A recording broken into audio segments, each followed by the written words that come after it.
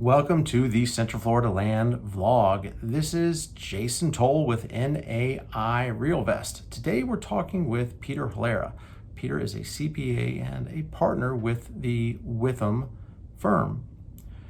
We're talking about tax liabilities that a long-term property owner would incur when they go to sell their property. And in this segment, which is segment 1 of 3, we're talking about the liability that a property owner can face when there are no estate plans upon sale of their property.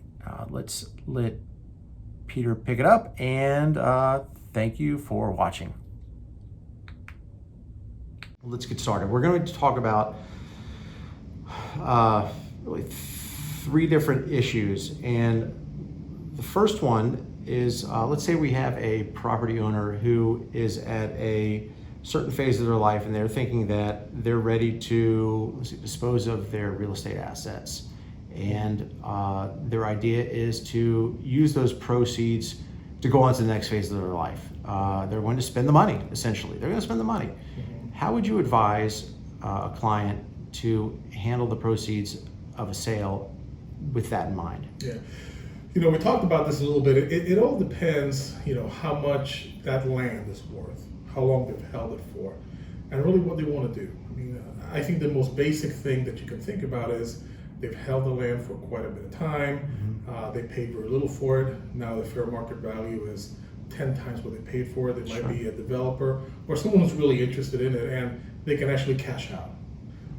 The simplest thing they can do is just sell it and pay tax on the gain. Right now, capital tax gains rate are very favorable, about 20%. If it's land that you've held for investment purposes, you might have to pay the additional 3.8% tax, which is the net investment income tax.